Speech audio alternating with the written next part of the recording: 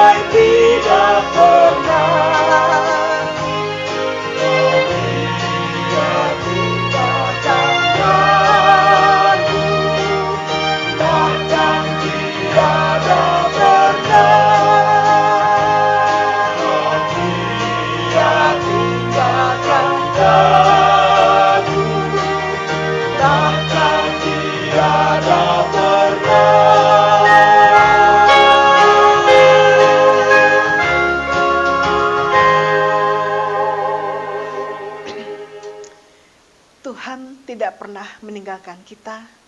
Dan janji Tuhan, jangan takut karena Tuhan selalu menyertai kita. Sebab itu mari kita jadikan Tuhan sebagai gunung batu kita, kota benteng, penolong. Dia perlindungan kita, perisai kita, dialah tempat perlindungan yang maha tinggi.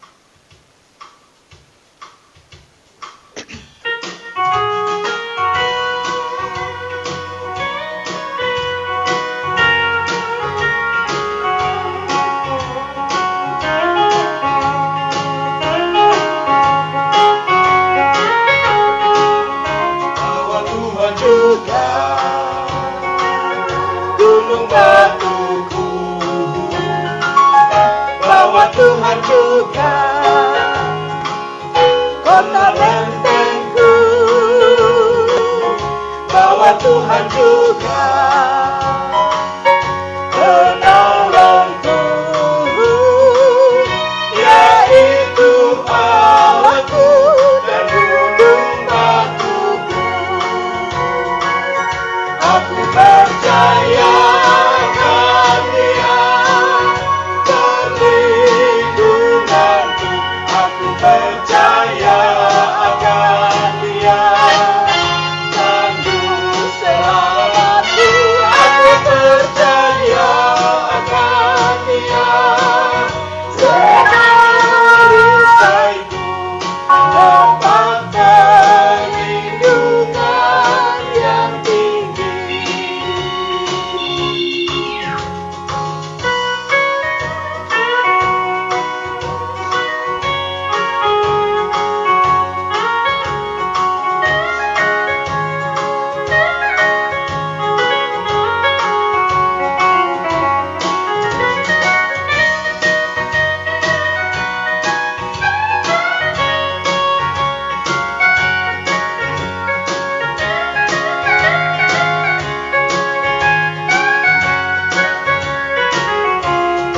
Tuhan juga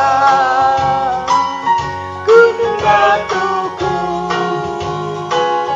bahwa Tuhan juga kota bentengku, bahwa Tuhan juga penolongku, yaitu Allahku dan gunung batuku. Aku percaya akan Dia, perlindunganku. Aku percaya akan Dia, tangguh selamatku. Aku percaya akan Dia, perisaiku, tempat perlindungan yang tinggi. Aku percaya akan Dia, perlindunganku. Aku percaya akan Dia, tangguh selamatku. Aku percaya akan Dia, sang perisaiku, tempat perlindungan yang tinggi, tempat perlindungan yang tinggi.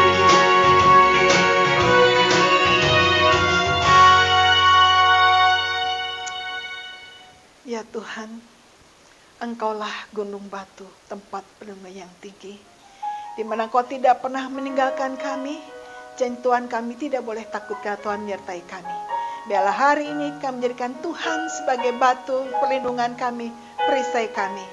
Dan biarlah firman Tuhan hari ini boleh menolong kami, membuat kami tetap teguh karena terus bersandar pada perisai yang agung. Dalam nama Tuhan Yesus, kami menyerahkan pemberitaan firman Tuhan pagi hari ini. Haleluya. Amin.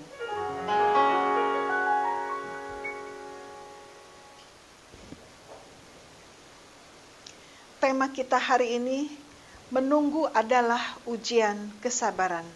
1 Samuel 13 ayat 8-14 berkata demikian. Ia menunggu 7 hari lamanya sampai waktu yang ditentukan Samuel. Tetapi ketika Samuel tidak datang ke Gilgal, mulai rakyat itu berserak-serak meninggalkan dia. Sebab itu Saul berkata, "Bawalah kepadaku korban bakaran dan korban keselamatan itu." Lalu ia mempersembahkan korban bakaran. Baru saja ia habis mempersembahkan korban bakaran, maka tampaklah Samuel datang. Saul pergi menyongsongnya untuk memberi salam kepadanya. Tetapi kata Samuel, "Apa yang telah kau perbuat?" Jawab Saul, "Karena aku melihat rakyat itu berserak-serak meninggalkan aku, dan engkau tidak datang pada waktu yang telah ditentukan, padahal orang Filistin itu telah berkumpul di Mikmas. Maka pikirku, sebentar lagi orang Filistin akan menyerang aku di Gilgal. Padahal aku belum memohonkan belas kasihan Tuhan. Sebab itu aku memberanikan diri lalu mempersembahkan korban bakaran."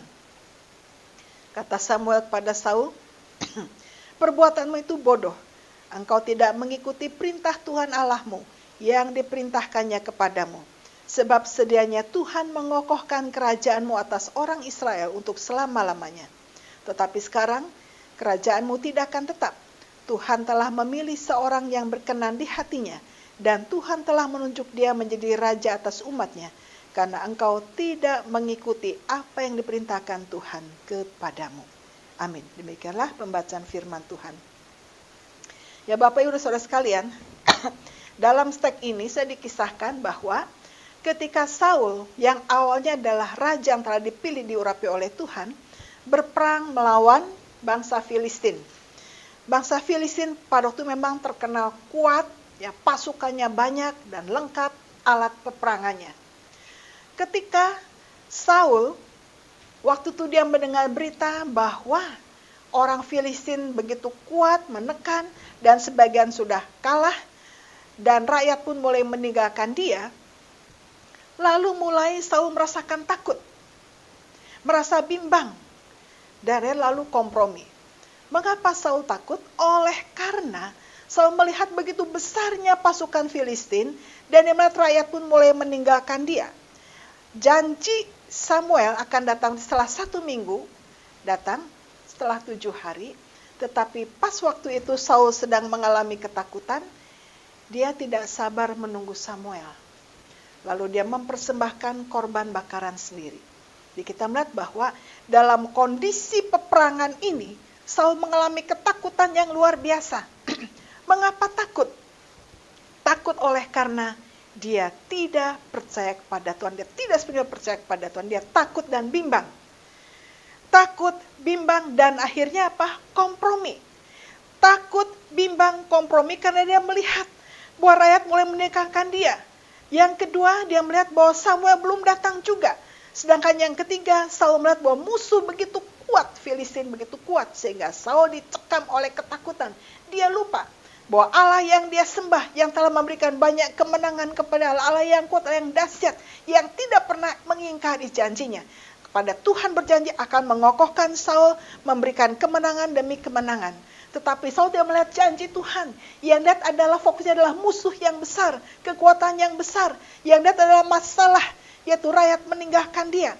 Dan dia lihat adalah Samuel belum datang. Itu yang membuat dia takut, sehingga lupa akan semua janji Tuhan. Saul tidak sabar menunggu. Pada justru ketika Saul begitu setia, harusnya setia menunggu Samuel, maka dia aman. Tetapi Saul nggak sabaran. Kenapa tidak sabaran? Karena memang dia tidak percaya.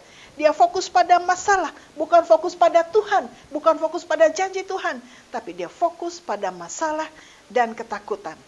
Oleh karena dia tidak fokus kepada Tuhan, maka dia mulai kompromi. Kompromi, dan yang lebih celaka lagi, dia mulai sombong. Dia minta dipersiapkan korban persembahan, dan dia mulai mempersembahkan sendiri korban kepada Tuhan. Pak, itu terlarang sekali. Hanya boleh imam, hanya boleh nabi, hanya boleh Samuel, hanya boleh imam. Saul tidak boleh, karena dia tidak diberikan wewenang untuk itu. Tetapi karena dia sombong, dia merasa kuat, dia merasa seorang raja, dengan lancang dia mempersembahkan korban bakaran kepada Tuhan. Dan itu membuat Tuhan marah. Mengapa Saul berani mempersembahkan korban sendiri kepada Tuhan? Oleh karena dia merasa bahwa Samuel tidak datang, dia sombong, dia merasa sebagai raja, dia layak pada Tuhan, tidak layak. Saul mempersembahkan korban, hanya Samuel, seorang nabi, seorang imam yang boleh mempersembahkan korban bakaran kepada Tuhan. Dia mulai kompromi dan sombong. Di tengah ketakutannya bukan datang pada Tuhan merendahkan diri, tetapi dia malah membuat kesalahan yang fatal. Kalau Saul sabar, sebetulnya Saul akan mengalami berkat yang luar biasa. Tapi karena Saul tidak sabar, maka akhirnya apa? Mengalami hal fatal. Pada kalau Saul bisa menunggu, Saul mau menunggu. Karena masa menunggu adalah ujian kesabaran, ujian ketaatan, ujian penyerahan. Kalau dia hanya sabar sedikit waktu lagi menunggu Samuel datang, dia aman, dia selamat. Tapi dia tidak sabaran karena dia tidak percaya, karena dia diliputi ketakutan.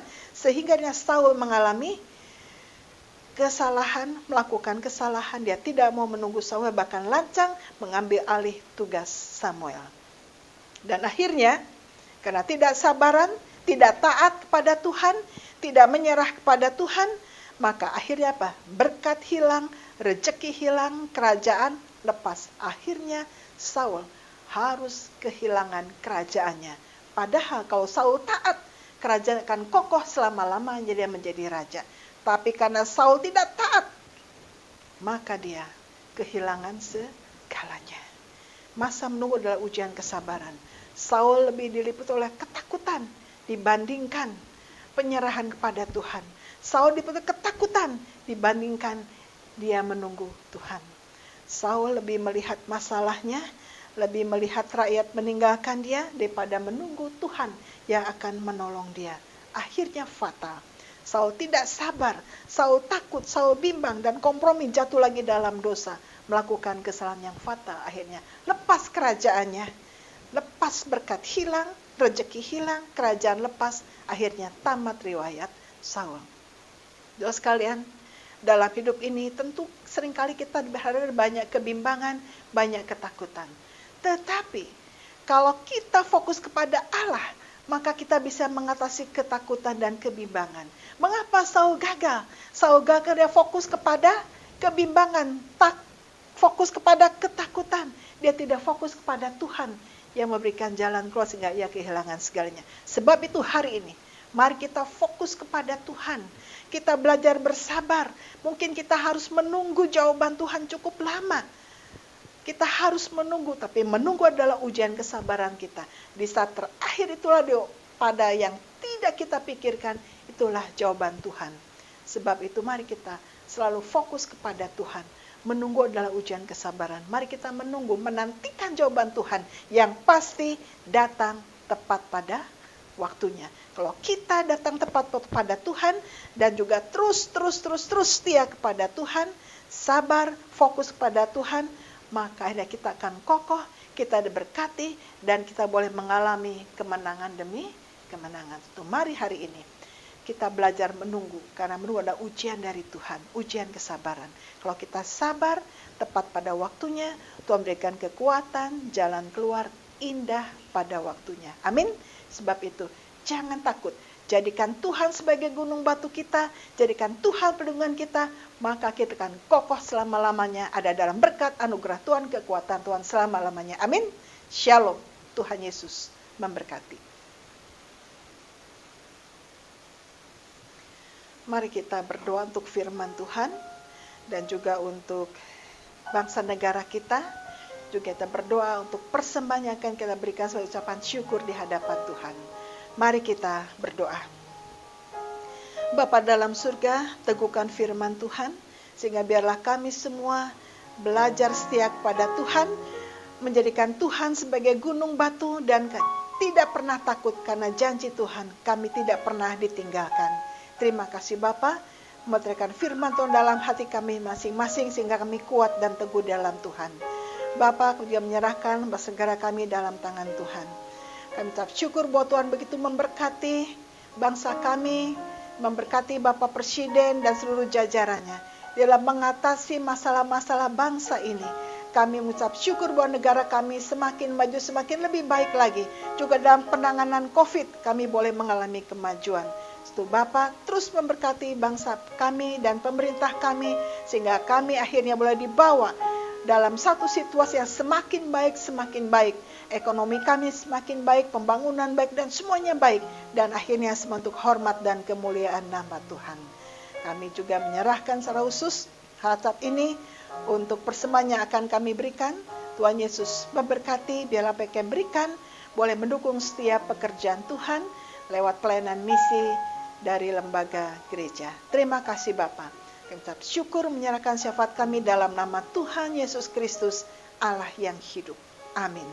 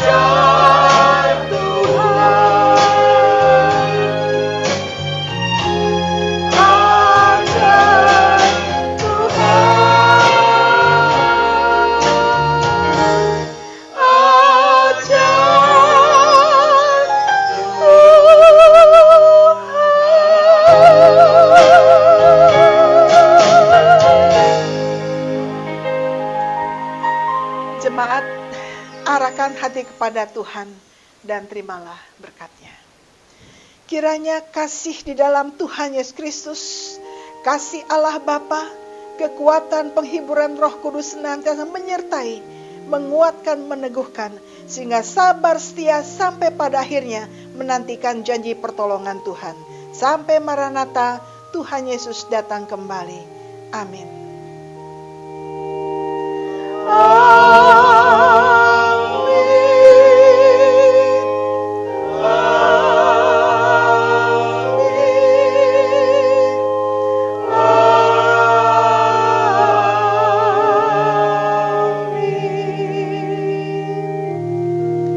Shalom, semangat terus, Tuhan Yesus memberkati.